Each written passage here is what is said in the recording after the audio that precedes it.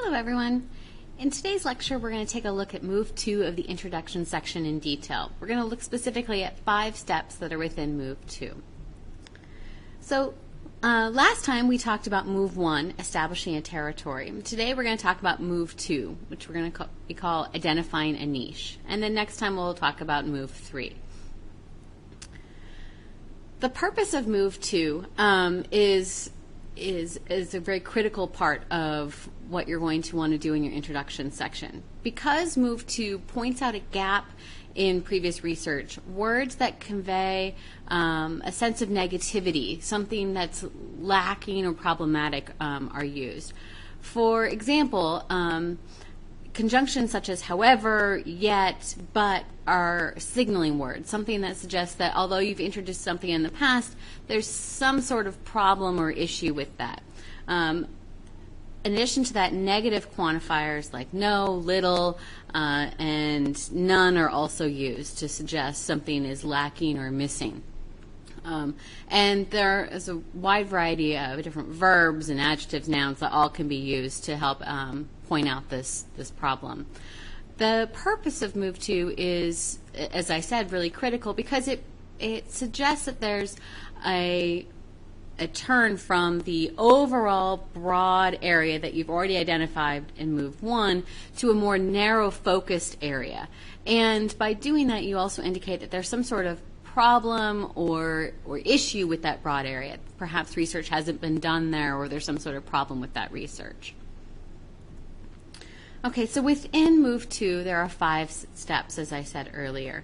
And these are indicating a gap, highlighting a problem, raising general questions, proposing general hypotheses, and presenting justification.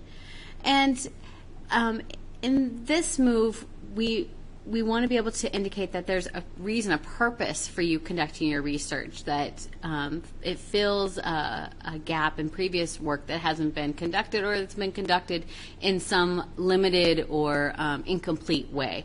Otherwise, there'd be no reason for you to do your research if people had already done it and everyone was satisfied. So whether you're confirming previous research or extending it, filling it in, there's some sort of issue, and that's why you're conducting the research you're conducting. So let's look at each of these steps in turn. I'll give you an example, and we'll look at what are kind of the key functions of each step. So the first step we've listed, and remember this is true for all moves, that I'm going to go through these steps in an order, but they don't necessarily always occur in that order. So the first step we're going to talk about is called indicating a gap. And in this step, authors claim that there's a lack of research in a certain topic or area. There's a gap, a hole in the field of research. And you can see there are 2 examples here. Both of them start with a conjunction that has a negative feeling to it, however, right, or moreover. And then I've underlined for you some keywords that can help you identify sentences that are functioning in this way. And the first one, we have little information is available about the issue. So little information. There's some, but not very much. And authors are very prone to write something like this. It's hard to write there is no information unless you're 100% positive there really is no information. And in the second one, we have, moreover, they did not address the identification. So pointing out a specific problem or limitation in somebody else's previous research. Our next step that we're going to talk about is called highlighting a problem. And in this step, sentences that are this step function to clarify some sort of problem that exists in their field or their area of research. And we have the first example, the author writes, the one limitation to these findings. And then we get that limitation. So the author's saying, everything else is pretty great, but there's a problem here. And that's suggesting to us as we read that it's likely that the author is going to point their research in that direction. They're saying here is where the problem is. Here's what we need to do. And the second one we have, it is difficult to determine. Okay, so there's a problem. We don't know how to determine this issue. Our next step is called raising general questions. And in this step, authors raise questions based on the body of knowledge in their research. So these are broad, general questions that the authors are proposing the field needs to address. Note that these are not the specific research questions. So these are not the research questions that the authors are going to address in their methodology and present the results of. These are more broad, general questions about that topic. And the authors will likely formulate narrow questions later on in the paper. So the first one we have is written as a true question. It's got a question mark at the end. Still, can it be claimed that this method can reduce spherical aberration to acceptable levels? You know, that this is a question in the area. And the second one is not written like a question, but it's clear that the authors are questioning this. It is not clear whether determining the appropriate discussion board protocols for participation has a direct effect on the quality of learning. Okay, so the authors are saying this is clearly a question. It's undecided. And with both of these questions, it's likely the authors will come back and write very specific, answerable research questions later on in the paper. Okay, our next step we're going to talk about is proposing general hypotheses. And just like I discussed in the previous step, raising general questions, this one is the general hypotheses about the field. These are not specific testable hypotheses that the authors are using in their paper. These are just general hypotheses that they are raising. And it's likely that authors will use either the research question approach or the hypothesis approach. Although some people do both, it's more likely to pick one or the other. So in this step, it functions to allow the authors to hypothesize future findings or implications.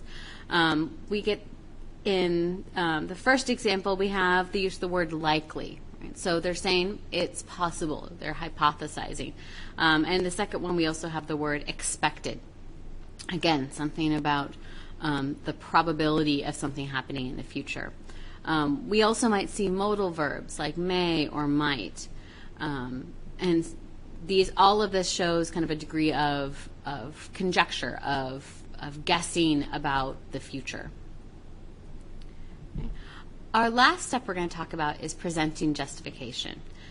In this step, it comes generally near the end of Move 2, and this is the place where after raising NDA and gap or raising problems, questions, hypotheses, the authors present a positive justification, a reason or a rationale for their research.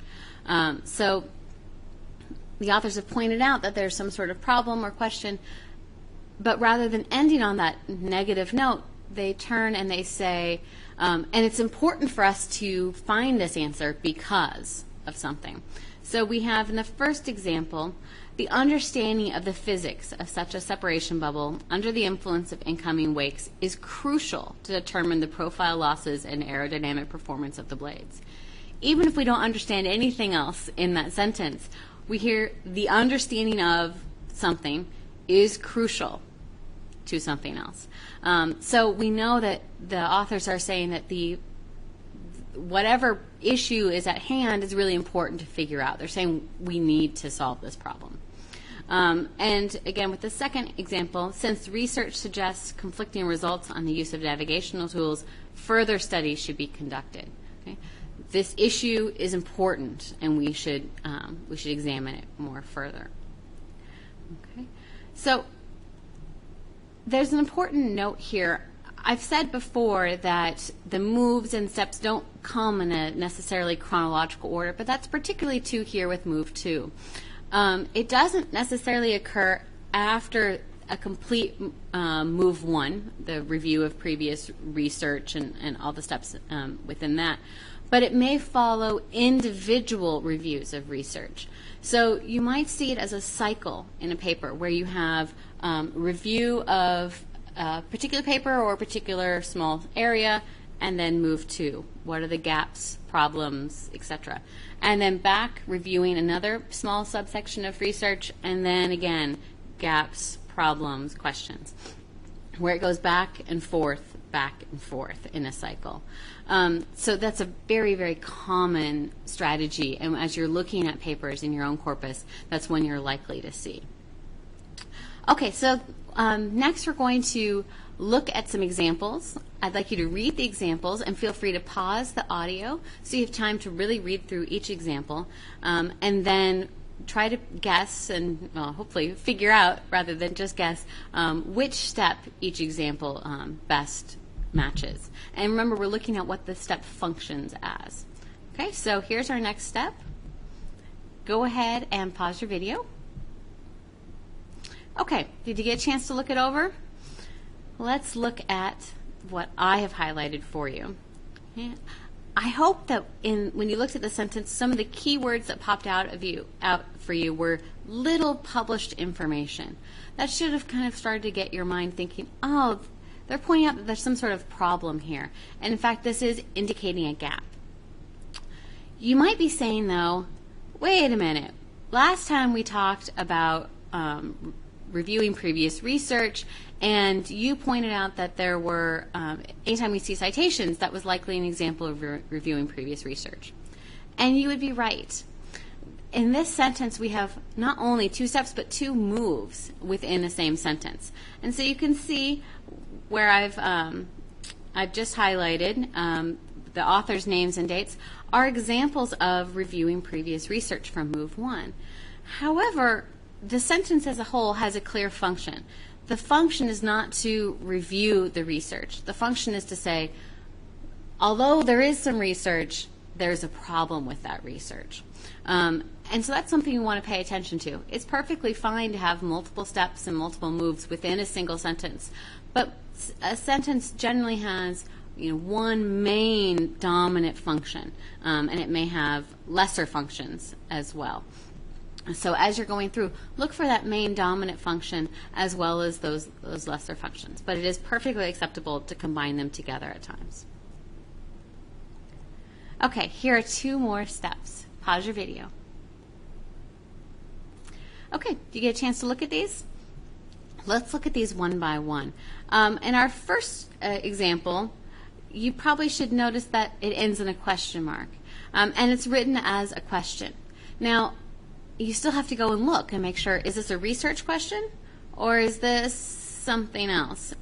And in this example, it is not a research question, right? It's raising a general question. Still, can it be claimed? Okay, so it's raising a general question about this issue. Our second example is something that is proposing a possibility. Okay, so the authors are saying it's possible this might happen, and so the authors are hypothesizing. Just like with the previous example, we have to look and make sure, is this a research hypothesis? But in this example, it's not a research hypothesis. This is a general hypothesis about the area. Now, when they're removed from the rest of the paper, it can be harder to figure these out. But you're going to be looking at your corpus in general. You're going to be looking at sentences within larger sections of paper. So you won't have to look solely at an isolated line. And so it'll be a little bit easier to figure out some of these there. But notice that these are general. They're not specific questions that would be testable and answerable. These are more general questions and hypotheses. Okay, our next two steps. Okay, let's look at these one by one. In our first example, at the very beginning, the author writes, the one limitation to these findings. Right there, the author is highlighting a problem. They're saying, look, there's an issue here. There's a problem with previous research. And describes what that problem is. Our next example, we've got were of interest to us. The authors are presenting a justification.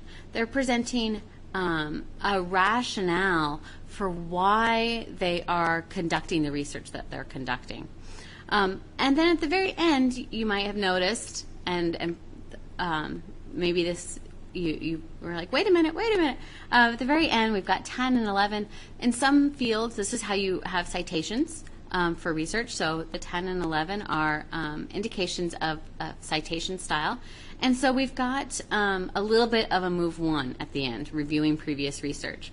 But remember, that's not the main function of the sentence. The sentence functions to point out the justification for why they're doing the research. It's just a tiny bit of move 1 there at the end. That's not the main purpose or function of the sentence. Okay, here's another one. All right, in this sentence, we've got a larger explanation of why the authors are doing something. And they say, to build a useful understanding of a social network, a complete and rigorous description of a pattern of social relationships is a necessary starting point for analysis. So they're suggesting that to do A, you have to start by doing B, and that's where they're starting. And so that's their explanation for conducting the study they're about to conduct. How'd you do? I hope that you did fairly well on these. Your next couple steps, first you need to look at the home reading for this move. That'll give you more examples and another explanation of what the steps are and how they work. There's a quiz on over the information in this lecture on the course website. And then there's corpus exploration tests, so a chance for you to start trying this out and looking in your own subfield about how this works.